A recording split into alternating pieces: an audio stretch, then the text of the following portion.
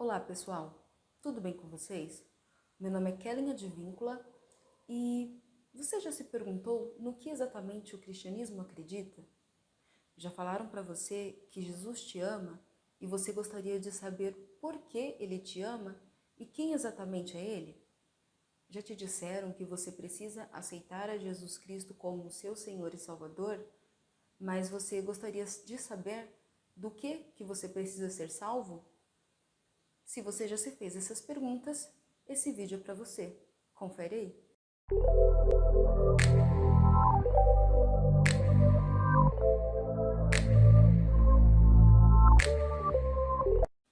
Ok, então vamos lá. Nesse vídeo nós então vamos falar sobre as bases do cristianismo, né? As crenças que são base do cristianismo. O primeiro ponto é que Deus criou o homem para se relacionar com ele. E quando eu disser homem, quase sempre eu vou estar me referindo à humanidade como um todo, tá? E Deus então criou o homem e não o gerou. O que isso significa? Você lembra do Pinóquio? Então, o Gepeto criou o Pinóquio, né? E de alguma forma o Pinóquio ali tem uma vida. Então é como se nós fôssemos o Pinóquio. Ou seja, se o Gepeto tivesse um filho, o Gepeto teria gerado um menininho, né? Teria gerado um ser humano exatamente igual a ele, de carne e osso e tudo mais. Isso é ser filho gerado. Agora, o Pinóquio é filho criado, né? Ele é considerado ali pelo Gepeto. Então, a gente pode então traçar aí esse paralelo para a gente poder entender a diferença entre criado e não gerado, tá? Então, nós fomos criados à imagem e semelhança de Deus. Existe ainda uma discussão do que seria essa imagem e semelhança, mas em geral é a pessoalidade, que é a capacidade de sentir, agir, de pensar, de criar e de governar, tá? Mas existem alguns outros aspectos que ainda são discutidos. Mas por enquanto nós vamos ficar com esse. E principalmente com a bondade essencial. Deus é bom e nós acreditamos que fomos criados como seres bons. Inclusive, quando Deus termina a criação, o texto de Gênesis 1:31 diz que ele viu que tudo que ele havia criado era muito bom, tá? Então, o que aconteceu? O homem vivia o seu propósito, ele se relacionava com Deus, e só que em uma conversa com Satanás, o homem deixa então o orgulho entrar em seu coração. Só que o orgulho, ele não se contenta em ser, ele sempre quer mais. Que foi o que aconteceu com o homem. Ele já era imagem e semelhança de Deus, mas ele queria de alguma forma ser mais. E com isso, com esse orgulho o levou à desobediência e a desobediência o levou à queda. E com a queda, de alguma forma, o homem perdeu parte de sua imagem e semelhança com Deus, mas não toda. Mas principalmente, ele perdeu a parte dele que era boa. E assim, o pecado entrou no mundo. O pecado é todo tipo de maldade, contra Deus, contra o próximo e contra nós mesmos. Deus havia avisado que as consequências da desobediência seriam devastadoras e levariam à morte. Primeiro, a morte espiritual, que é uma separação de Deus, e segundo, a morte física. Essa deterioração para a morte física é gradual e foi, então, deteriorando toda a natureza. Então, o homem foi ficando cada vez mais pior e a natureza ficando cada vez mais enferma. Assim, o homem que era responsável por cuidar da natureza se tornou responsável por sua deterioração. Para se comunicar com o homem de uma forma que ele entendesse e para mostrar para ele coisas que aconteceriam, Deus então chamou um povo, os judeus, e revelou a eles a sua vontade de forma específica, por meio então da sua salvação, da salvação dos judeus do Egito e da condução deles como povo de Deus no deserto, transformando eles em nação, transformando eles em uma nação e lhes dando uma constituição, que nós conhecemos como os mandamentos, tá? Ou como a lei. Por meio desse povo, Deus também desceria à terra em forma humana e efetuaria a redenção de todas as coisas. E uma das histórias que contam como exatamente essa redenção aconteceria é a história de Abraão, Isaque e o Cordeiro. Então, Deus entrou no mundo como homem e como o pecado entrou no mundo por meio de um homem, é por meio de um homem que o pecado sairá do mundo, tá? E esse processo de eliminação do pecado, ou seja, de toda a maldade, é chamado de redenção. E esse homem que opera essa redenção, que elimina o pecado do mundo, é chamado de Jesus Cristo, o homem que é Deus encarnado. E como o pecado vai sair do mundo? Você lembra que eu disse que a morte espiritual é estar separado de Deus, certo?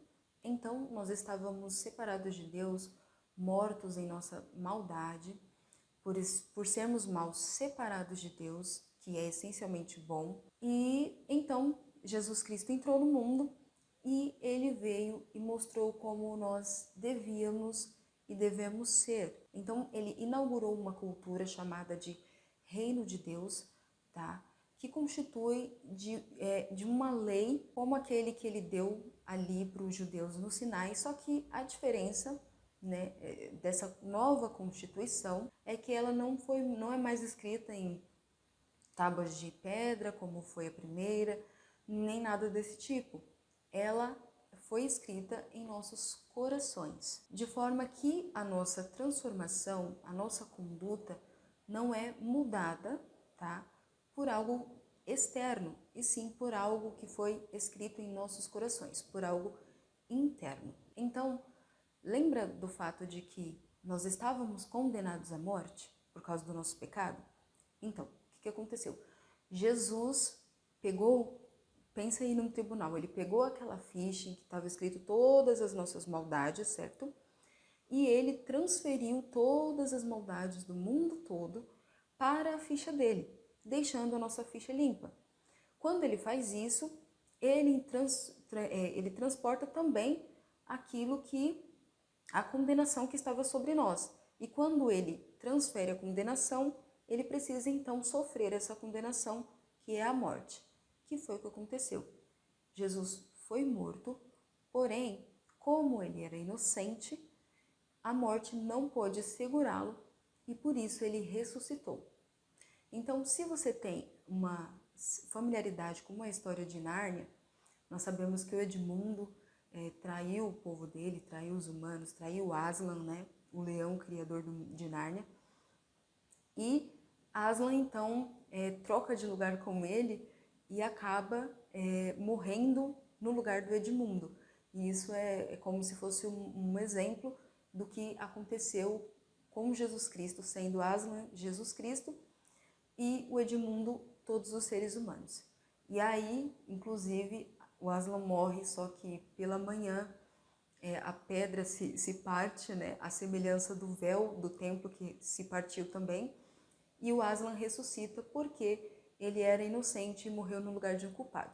E foi exatamente isso que aconteceu, tá? Tendo ressuscitado, Jesus deu a nós, a todos os que creem nele, o seu Espírito.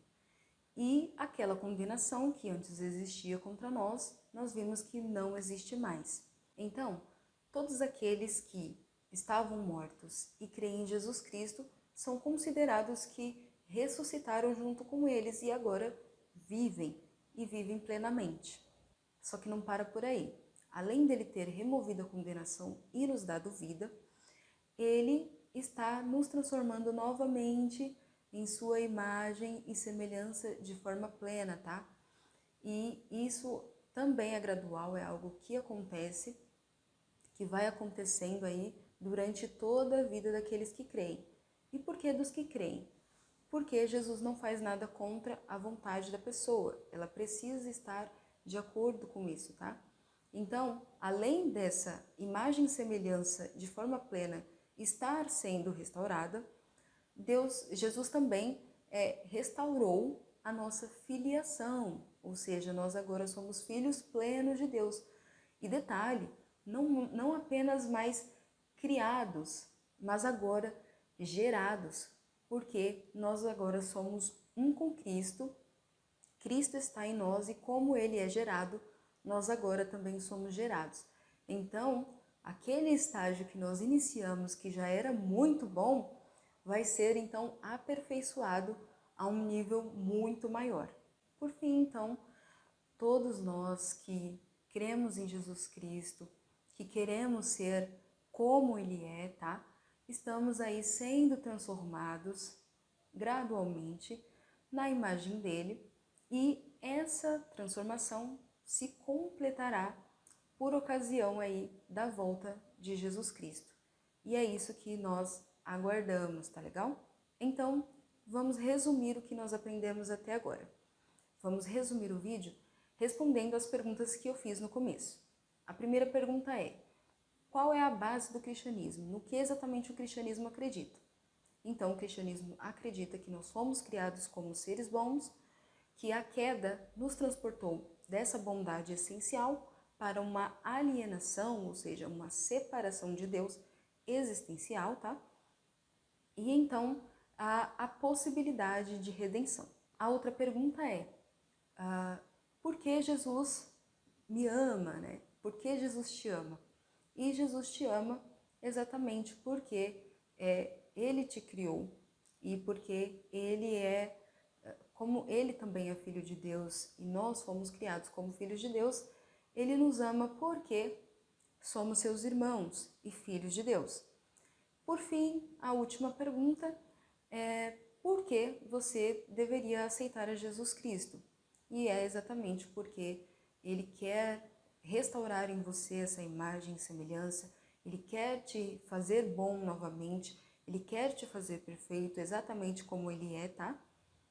E Ele só vai fazer isso se você aceitar, se você confessá-lo, tá bom? Então é isso, eu espero ter respondido as perguntas de vocês, tá? Eu sei que provavelmente ficaram algumas dúvidas, mas fiquem ligados nos próximos vídeos, porque vem novidade aí pra gente, pra quem, né, quer se aprofundar nesse assunto e entender um pouco mais, tá bom? Fiquem ligados, se vocês gostaram do vídeo, não esqueça de deixar o seu like e de se inscrever no canal para ver os próximos vídeos aí, conferir os próximos vídeos, tá legal? É isso aí, tchau!